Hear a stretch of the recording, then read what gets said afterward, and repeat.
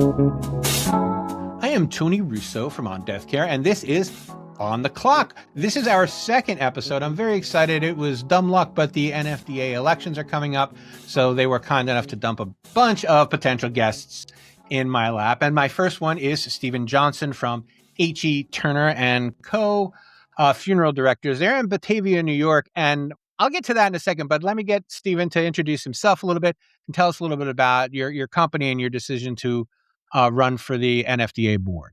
Absolutely. First of all, thank you, Tony, for the invitation. I genuinely appreciate the opportunity to talk and to sort of get my face out there with other funeral directors. It's always fun to talk funeral service.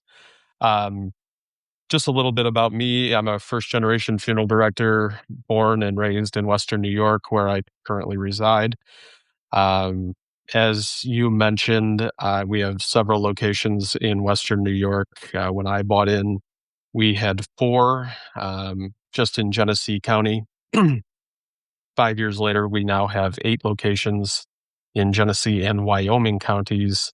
And without getting into the particulars, in that 5 years, we've tripled our call volume, mostly by growth by acquisition, but also organically, which is kind of fun to see.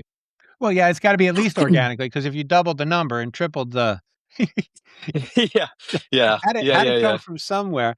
And so in the pre-interview, we were talking, and I said that I had covered you back when I was working on Funeral Service Insider, and I was kind of reaching for why, and you very helpfully pointed out that you're kind of the king, not the king, a king of earned media, which is one of my favorite topics, because as one, you said it, and I'll say it for you so you get to say it again. You know, there's no one who's going to tell a better job about what you do and why it's important than you are. And whenever I see someone doing a good job on earned media, I always point it out in the on the Friday show. I'm like, this is a good job of earned media, and it's just taking the opportunity to say, hey, yes, I can help you with funeral service. So I think, how did you get to the point where you were comfortable doing that? I mean, you know, that because it's a big ask for a funeral director sometimes.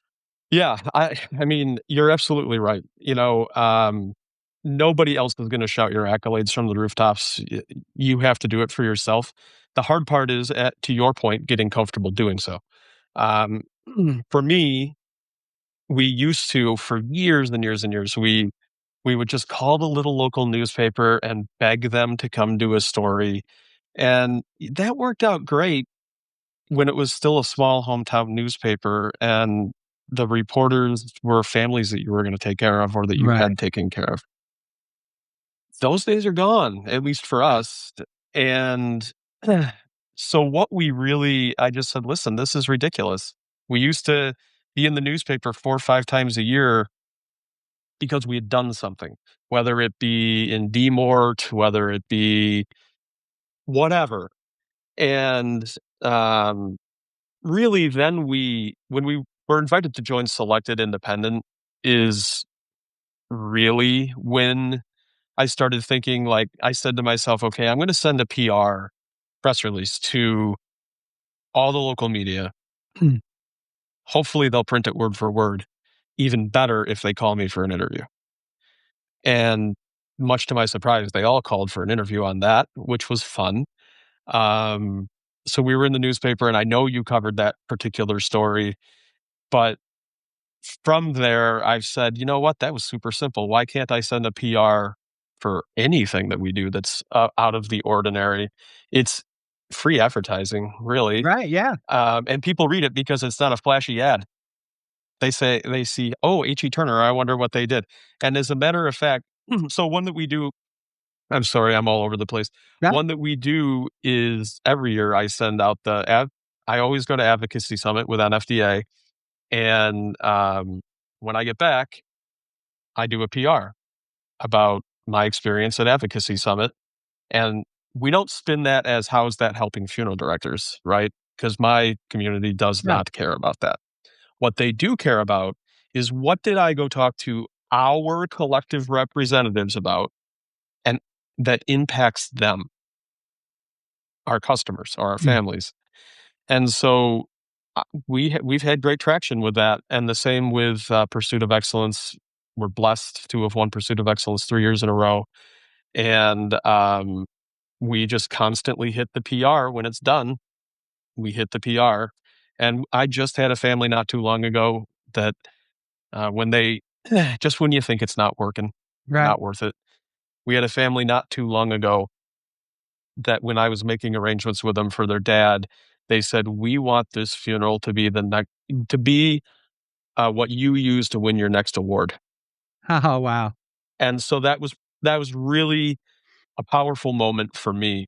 And then, to just kind of bundle this part together, um, we also had kind of a bad actor in our community in funeral service, and I don't want to say his name, but it's Googleable. Um, but we ended up the media was happy to cover the bad stuff, but you know we ended up doing what I call a mitzvah, a really good deed for a deceased gentleman. We just did the right thing, and I tried like the Dickens to get the positive outcome of the negative story to have some press coverage, Mm, and they just weren't interested. yeah. And so you take the really bad experience combined with some really good experiences, and I can't see why any funeral home should be afraid of issuing a PR. The worst they say is no. It's it's Hmm. it's not like playing the lottery, it's more like playing craps. Your odds are Yeah, your odds are pretty good. They're not great, but yeah. as someone who's done this for a living for the last 20 years, they're like, "Okay, I I owe 6,000 words a week, no Mhm. matter what." Yeah, When I'm at 4,000 words, I'm going through my email. Okay, what else do I have? What else can I yep, use? And yep. if you send me a 200-word press release, you're gonna get a phone call, and that's gonna be a Yes. 2,000-word story? Yeah, and it happens, right? And it does happen, especially if it doesn't have an advertorial slant to it. I have absolutely felt strongly enough about some press releases that, like, the print media wouldn't cover, where I've paid for an advertorial, Mm. um, just because I really felt as if that story needed to be out there. And I'm currently toying with the idea of submitting, like a monthly series to my local about just something community related, like grief resources in our Yeah, area or that something. people are so Um, successful that there's a funeral home in Bozeman, Montana that I did a story on.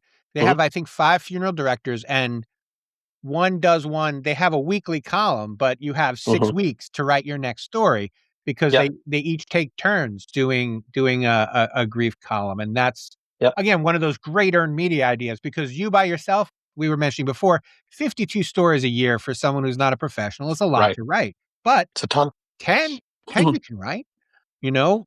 10 you can write, even if you do one every other month Yeah, or whatever it is. It doesn't have to be crazy.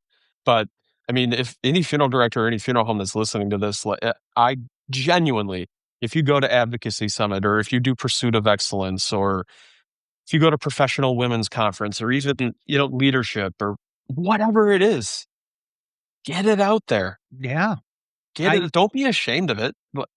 That it's huge. It's huge stuff that you're participating and you're making a difference. It's one of my favorite things, especially when the selected awards come out and because you see, and sometimes it takes a month, sometimes it takes 2.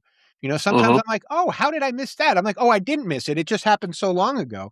But they're Yeah, in a pile and they will run if they need the space, and it's, like, that's free. exactly right. And timing wise, especially if it's like Pursuit of Excellence, it can get very frustrating Yeah. because sometimes they want, that award PR goes out from NFDA months before convention. Yeah. And then, you go to convention, but if you don't go to convention to get your picture taken with the trophy, It's hard. then you've kind of defeated your purpose because the picture doesn't want just or the paper doesn't want just black and white. They want a picture. Right. And then what's even worse is if they want to come to you to take a photo and you don't have the statue for another 6 months, it can be like ours just showed up. So, because it seems like they're perpetually backordered. Yeah. But, hey, it is what it is. And Hmm. it's nice to do it, but you mentioned something that I wanted to touch on, and it's Mhm, more relevant to the election than mhm. my little you're going to are you going to DC in April again? I am, yes. What do you think NFDA why make NFDA part of your life? Why, as a funeral director, Yeah. you, yes, but also other funeral directors, you're doing Mhm. the advocacy, but what's the big deal about being an NFDA member? So, I think that number 1, um, I didn't realize what the value of NFDA was until I started participating. Um, which has just really been in the past 4 or 5 years when I was in a season in my life where I was able to and my business was able to allow me to be away. Um, I think that NFDA brings value to not just me as a funeral director, but to the funeral industry as a whole. There's power in numbers. It's the largest funeral service organization in the world. Um, and really, it's perspective, right? I mean, not only do you have access to um, legal counsel, you have access to documents, continuing ed, there's all sorts of stuff. But when you go to not so much advocacy, but when you go to um, places like convention, Mm, and you walk around, well, first of all, world class CE, right?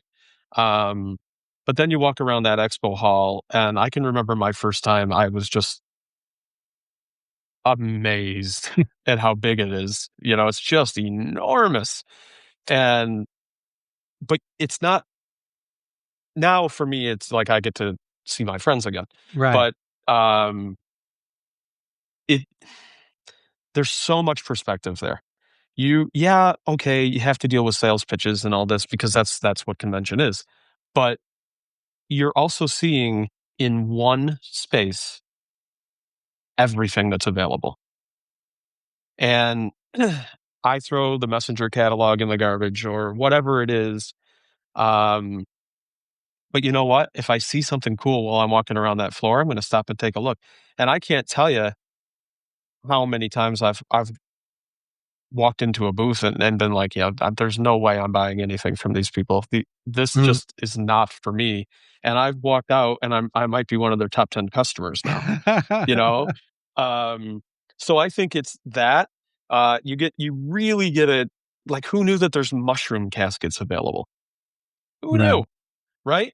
But you want to know what? I've had 3 families in the past year call me and inquire about whether or not they can get a mycelium casket in the United States. And not only is my answer, yes, you can, I can get it for them.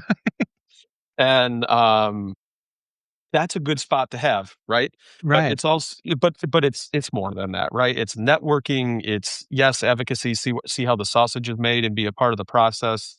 Um, Advocate for your families and your profession. There's just so much.